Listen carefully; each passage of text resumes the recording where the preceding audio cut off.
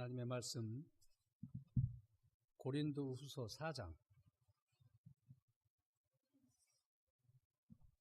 고린도후서 4장 16절 18절까지 제가 읽겠습니다. 그러므로 우리는 낙심하지 않는다. 우리의 겉사람은 낡아질지라도 우리의 속사람은 날로 새로워진다. 우리가 잠시 받는 가벼운 환난은 비교할 수 없을 정도로 영원하고 무게 있는 영광을 우리에게 이루어준다.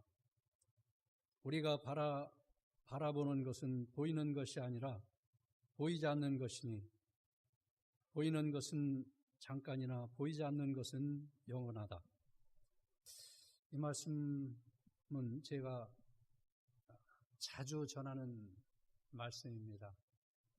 아마 이 중에서도 제가 이 본문 말씀 전하는 거 들은 적 있죠? 우리 청년들 들은 적 있었어요? 네.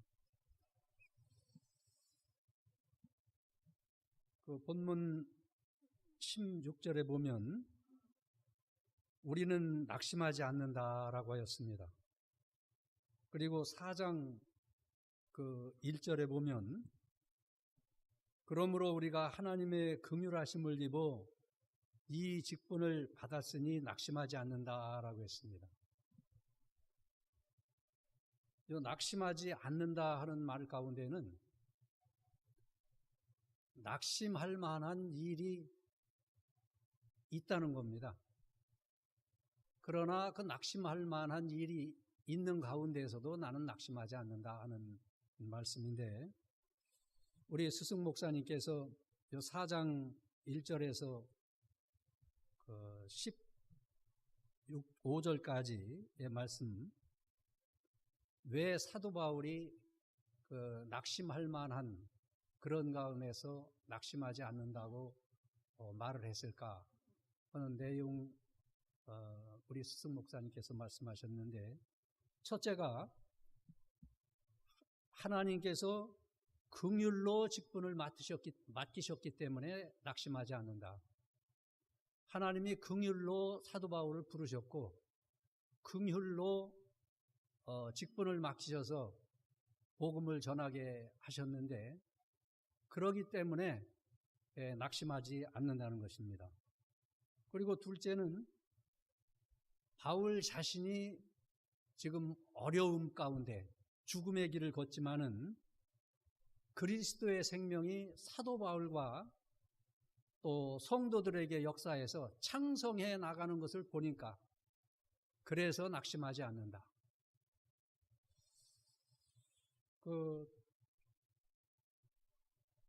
우리 목사님 가르치심 중에 꿈 얘기를 가끔 하셨는데, 꿈은 제 꿈 아니면 개꿈이라고 해서 잊어버리라고 말씀하셨죠? 제 꿈 아니면 개꿈이다. 제가 한 달 새에 목사님 꿈 2번 꾼 것 같아요.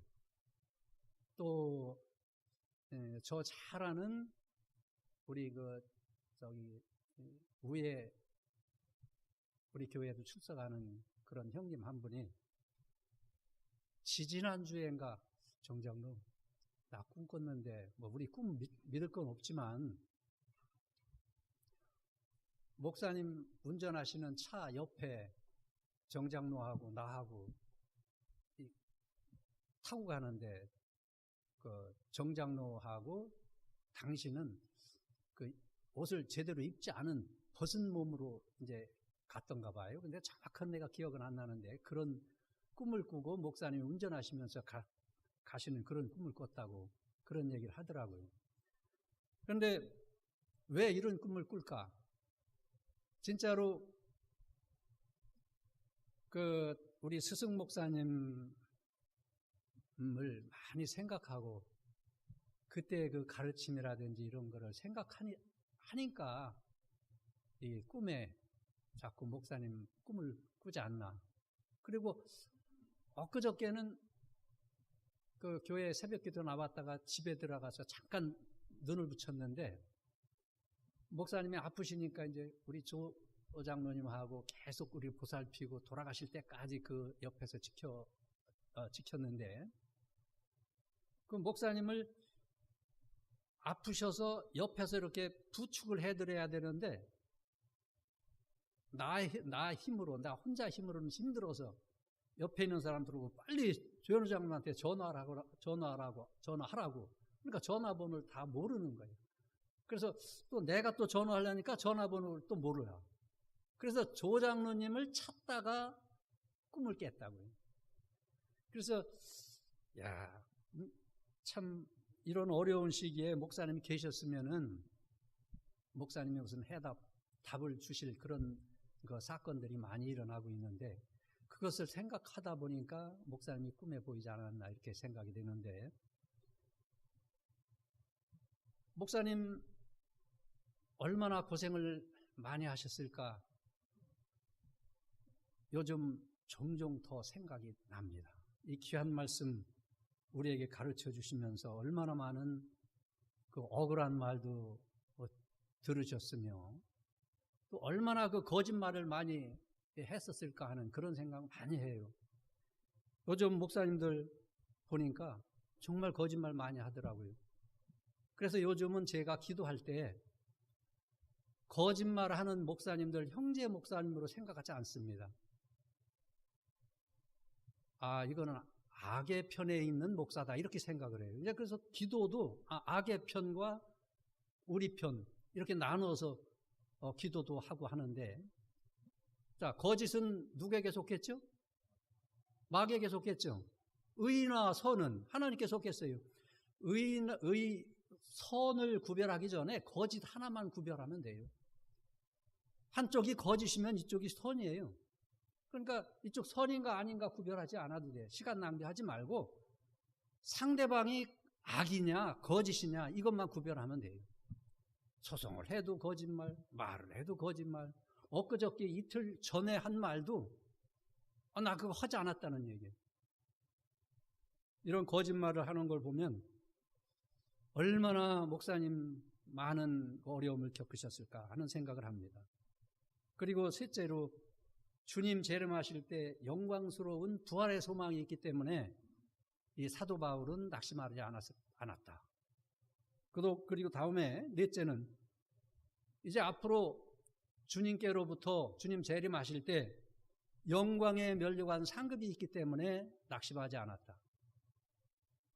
그리고 다섯째, 하나님께 더욱 많은 영광이 돌아가기 때문에 낙심하지 않았다.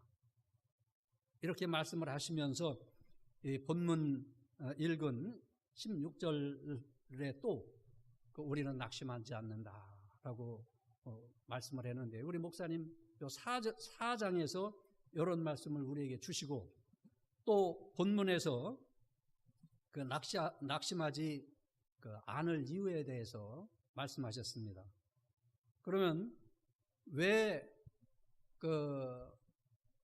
사도 바울이 낙심하지 않고 또 오늘날 우리가 낙심하지 말아야 되느냐 하면, 첫째로 본문에서 첫째로 겉사람은 낡아지나 속사람은 새로워지기 때문에 낙심하지 말아야 됩니다. 겉사람하고 옛사람하고 달라요. 겉사람은 죄성이 아니에요. 죄가 아니에요. 겉사람은 우리의 심신을 가리키는데, 이 겉사람이 낡아진다는 겁니다. 아무리 힘을 써도 약을 먹고 또 식이요법을 해도 낡아지게 돼 있어요. 그러나 약간의 유익은 있다고 그랬죠. 디모데전서 4장 8절에 보면 육체의 연습은 약간의 이익이 있으나 경건은 범사에 유익하니 금생과 내생에 약속이 있느니라. 약간의 유익이 있다고 했어요. 약간 유익이 있어요. 여자들 얼굴 좀 마사지도 하고, 또 좀 건강이 좋지 않은 사람 식이요법도 하고, 또 약한 사람 운동도 하고 하면 약간의 유익은 있지만 결국은 낡아지는 건 맞습니다. 개혁성경에는 겉사람은 후패하나라고 했습니다. 후패하고 낡아진다는 말이 같은 말이에요? 같은 말입니까? 다른 말입니까? 후패한다, 낡아진다. 같은 말인데 약간 다른 것 같아요. 후패는 약간 그 부패하는 쪽도 포함되는 것 같아요. 그런데 여기 부패한다는, 썩어진다는 그 의미가 아니에요. 여기에 보면. 근데 제가 우리 목사님 그 이렇게 강해서라든지 또 백영희 목사님 그 설교집이라든지 이런 걸 보면은 낡아진다라고 해석을 많이 했어요. 그리고 그 후에 겉사람은 낡아지나 속 사람은 새로워진다. 지금 우리가 보는 바른 성경에는 속 사람이라고 그랬는데 개역 성경에는 우리의 속은이라고 그랬죠. 우리의 속은 속 사람이라고 안 했어요. 그런데 우리 목사님 속 사람으로 해석을 했어요. 그리고 백영희 목사님은 당신은 원어를 잘 모르지만 이건 속 사람으로 해석을 해야 된다 하면서 그 설교집에 설교록에 써 있더라고요. 그래서 우리 목사님이나 그런 분들은 속 사람으로 다 해석을 하고 그렇게 생각하고서 가르쳤어요. 자, 겉사람은 어쨌든 우리가 원치 않든 원하든 날이 가면은 이렇게 낡아지게 돼 있어요. 늙어지게 돼 있어요. 그러니까 후패가 아니고 낡아진다는 말이 맞는데, 낡아진다는 의미는 그 옷을 오래 입으면 약간 이렇게 그 달아가지고 그 날근날근 한다 그러나? 그런 의미이니까 썩는 건 아니고 점점 약해진다, 또 늙어진다, 뭐 이런 표현으로 우리의 그 겉사람은 후패해진다고도 할 수 있고, 그러나 낡아진다고도 하는 게 또 맞습니다. 낡아지는데 예수 안 믿는 사람은 영혼이 죽었기 때문에 영혼은 아예 죽었고, 그리고 우리 예수 믿는 성도들은 이 겉사람만 낡아지는 거예요. 근데 예수 안 믿는 사람은 겉사람이 낡아지면 낡아지고 하다가 속사람이 죽었으니까 죽어서 아예 지옥에 가서 없어지는 거예요. 지옥에 가서 고통받는 거고, 우리는 겉사람이 좀 낡아지고 하지만은 겉사람이 낡아지는 동안에 속사람이 새로워져요. 그래서 낙심하지 않는다는 겁니다. 속사람이 없으면은 우리도 사실은 낙심할 수밖에 없어요. 속사람이 새로워지기 때문에 낙심하지 않습니다. 이 속사람은 어떤 사람이냐 하면은 중생한 영혼을 가리킵니다. 그리고 이 속사람은 신적 요소로 되어 있어요. 하나님 요소로 되어 있어요. 진리의 요소로 되어 있습니다. 영감의 요소로 되어 있어요. 의의 요소로 되어 있어요. 불의가 털끝만치도 없어요. 완전 요소로 되어 있습니다. 의도 완전한 의. 죄가 하나도 없어요. 죄가 하나도 없으니까 죽지 않겠죠. 지지난 한 몇 주 주간에 우리 이 청년부에서 우리 조 장로님 그 설교 내용에 중생론에 대해서 전해 주셨어요. 근데 여기 중생론의 에베소 2장 그 1절에서 4절, 5절을 가지고 여러분들에게 전했는데, 이 중생론에 대해서 정확히 아는 사람 과거에 우리 교단 목사님들 중에서 별로 없어요. 이 박황호 목사님 같으신 분도 중생론에 대해서 얘기를 하니까 그거 김청원 목사님한테 얘기해 봐야 된다고. 무슨 얘기를 하다가 이런 말씀을 드렸냐면, 우리 중생에 대해서 우리의 영혼이 전부 다 완전히 중생했느냐 안 했느냐 이 얘기를 하면서 우리 목사님 가운데 중생한 영혼을 육신의 생명, 영의 생명으로 나누는 목사님이 있다고 내가 지난번에도 얘기를 했는데, 그거에 대해서 좀 얘기를 하기 위해서 박황 목사님한테도 여쭤보니까 틀렸다, 그건 잘못됐다 얘기를 하세요. 또 어떤 사람은 그건 잘못됐다 얘기하는 사람은 있고, 우리 이 중생한 영혼은, 우리의 중생한 영혼은 단일체예요, 단일체. 하나의 인격체예요. 그거 나눌 수가 없어요. 그거를 일부는 죽고 일부는 살고, 그걸 나눌 수가 없습니다. 완전 중생하는 거지. 그런데 이 중생한 영혼은 아까 신적 요소로 되어 있고 진리와 영감으로 되어 있다고 그랬죠. 그 요소로 자라나려면은 진리와 영감으로 자라나요. 또 진리와 영감으로 자라나는데, 이 중생한 영혼은 진리와 영감의 요소로 되어 있기 때문에 진리와 영감으로 된 중생한 영혼에게 요 후패해지고 낡아지는 이 겉사람을 이용한 만큼 자라납니다. 지난 그 중생론에 대해서 우리 조 장로님 가르치실 때에 여기 보시면은 중생은 다시 만들어졌다, 다시 창조되었다, 또 새로운 피조물로 다시 만들어짐, 하나님의 자녀로 태어나게 되었다 하는 의미라고 이렇게 분명히 잘 가르치셨고, 또 우리 목사님 그 중생론에도 보면은 중생에 대해서 죽었던 영이 어떻게 한다? 다시 살아나는 게 중생이라고 말씀을 하셨고, 그리고 새로운 피조물이고 다시 살아나는 것만 말씀하시지 않았어요. 그리고 전부 다 살아났다고 하고, 그리고 중생은 성화의 과정이 아니다. 장로님도 정확하게 말씀하셨고 잘 가르치셨고,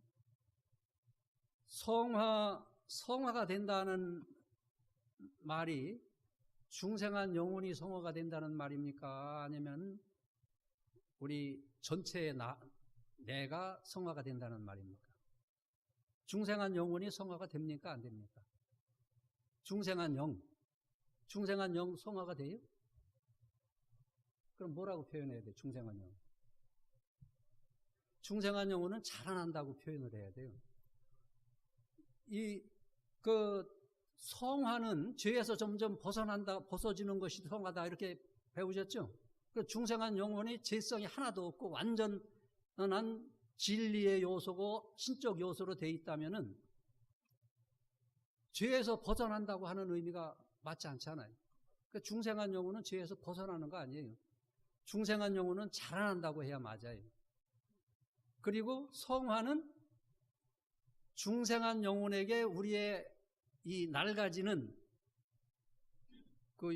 심신, 마음과 몸이 이용할 때 지배하고 점령하면 심신이 이제 완전히 중생한 영혼에게 점령이 되고 이용이 되는데, 된 만큼 우리가 성화가 된다고 봐야 됩니다.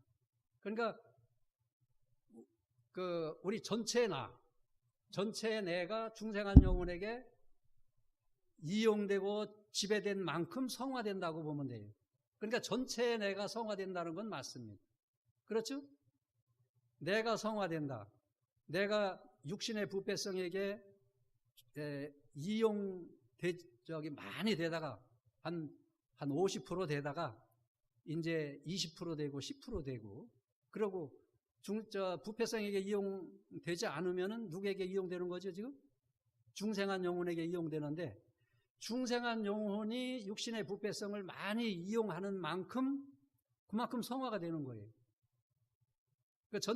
전체인 내가 성화가 된다고 하면 맞는데 중생한 영혼이 성화가 된다고 하는 건 맞지 않습니다.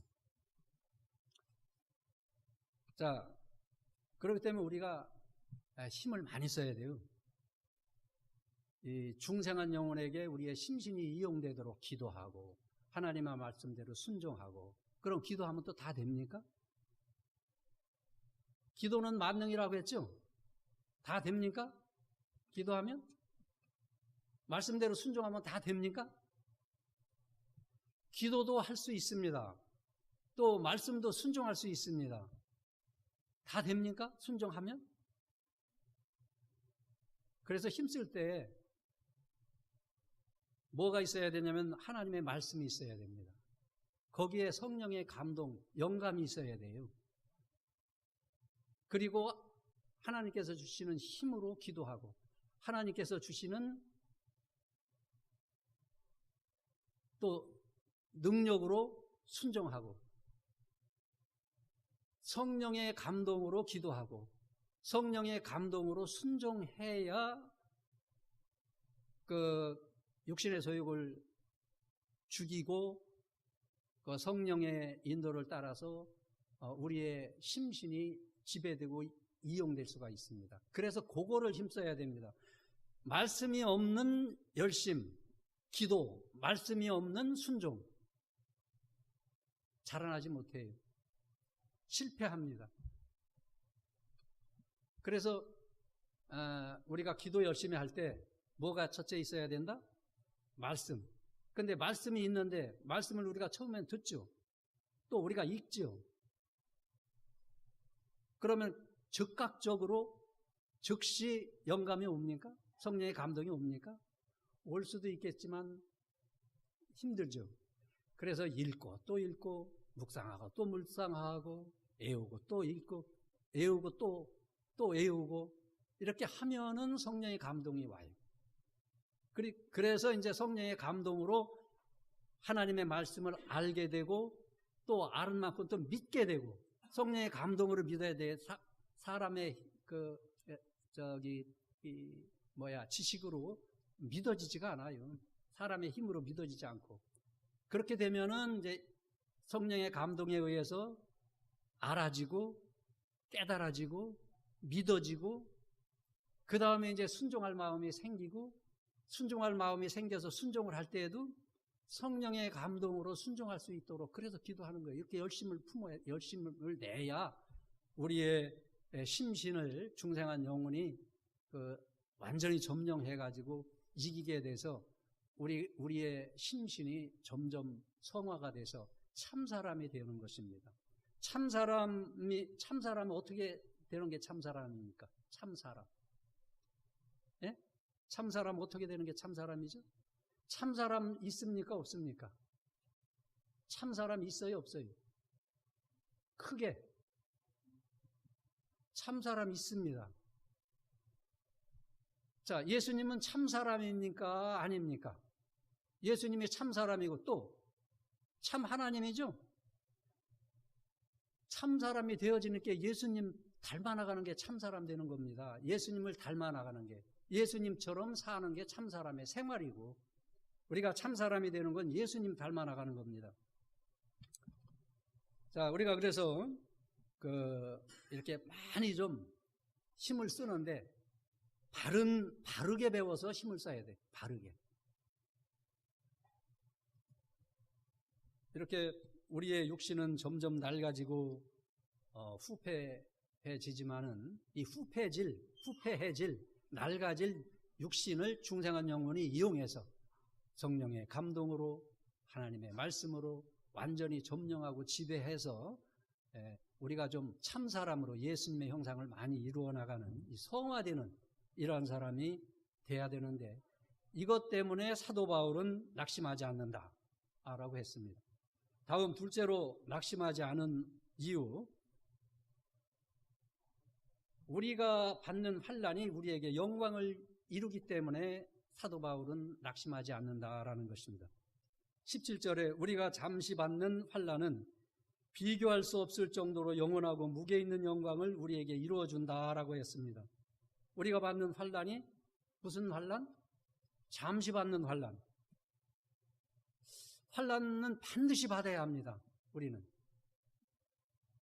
히브리서 10장 32절에 보면 너희가 빛을 받은 후에 고난의 큰 싸움을 참았던 지난 날들을 생각해 봐라 그랬어요. 빛을 받은 후에, 빛은 예수 그리스도예요. 복음의 빛이에요. 하나님의 말씀의 빛이에요. 그 빛을 받은 후에 고난의 싸움에서 참았던 것을 생각해 보라 했습니다. 빛을 받으면, 예수를 믿으면 필연적으로 고난이 온다는 겁니다. 예수 믿는 성도는, 중생한 성도는, 속사람으로 새로 태어난 사람은 반드시 고난을 받게 돼 있어요. 그런데 그 고난을 받아야 우리의 영광도 자라고, 또 고난을 받아야 사람다운 사람으로 만들어집니다. 그런데 이 환란이 잠시라고 했는데 왜 잠시입니까? 우리의 일생은 잠시 동안이기 때문입니다. 저도 지금 내 본 나이가 47년생이니까 72살입니다. 지난번에도 얘기했지만 제가 여기 처음 올 때, 우리 목사님 처음 진리를 받을 때 22살인가 23살. 그런데 여기에서 지금 이제 몇 년 늙은 거예요, 그러면? 50년 정도죠? 네. 참, 그런데 잠깐이에요. 자, 우리의 일생이 잠깐이에요. 그래서 찬송가에도 잠시 동안 세상에 살면서 잠시 동안 세상에 살다가 천국 가는 거예요. 그렇기 때문에 가벼운 환란이고, 또 이 환란은 딱 정해져 있어요. 10일 환란이에요. 그렇기 때문에 잠시예요. 그리고 가벼운 환란이라고 그랬는데 왜 가벼운 환란이냐면은 하나님께서 힘을 주시고 또 피할 길도 내주시고 또 하나님께서 함께 해 주시기 때문에 가벼운 환란이에요. 내가 지고 나가려면, 내가 환란을 이기려면 무거운 환란인데 하나님께서 함께 해 주시기 때문에, 예수님이 잡아서 끌고 가기 때문에, 예수님께 잡혔기 때문에 가벼운 환란입니다. 그리고 그 환란을 믿음으로 통과하면 비교할 수 없는 영광스러운 구원이 우리에게 이루어지기 때문에 가벼운 환란입니다. 시간이 점점 가서 이렇게 많이 할 수가 없어서 그냥 적당히 해야 되겠는데, 모세도 이런 잠시 잠시 동안 살 동안에 있는 그 부귀와 영화, 그거 다 포기했어요. 그리고 그리스도와 함께 고난받기를 잠시 제약의 낙을 누리는 것보다 더 좋아했다고 했고, 그리스도를 위하여 받는 능력을 애굽의 모든 보화보다도 더 큰 재물로 여겼다고 했습니다. 그리고 그 무게 있는 영광이라고 그랬는데, 이 무게가 있다고 하는 것은 가치가 있다. 이 영광은 우리가 받을, 장차 주님 앞에 가서 주님께 받을 영광은 무게 있는 영광, 무엇과도 비교할 수 없는 이러한 영광이에요. 가장 가치가 있는 금은 보화, 이거 다 없어질 겁니다. 우리가 다 놓고 가야 할 거예요. 그렇기 때문에 무게 있는 영광이라는 것입니다. 이와 같은 영광이 이루어지기 때문에 가벼운 환란이라는 것인데, 이 환란 받을 때 낙심하지 말고 우리가 기쁨으로 이 무게 있는 영광, 영원한 영광, 이 영광을 바라보고 참고 믿는 일을 해야 됩니다. 셋째로 우리가 낙심하지 않을 이유, 우리가 바라는 것은 영원하기 때문입니다. 우리가 바라고 참는 것은 영원해요. 왜 참습니까?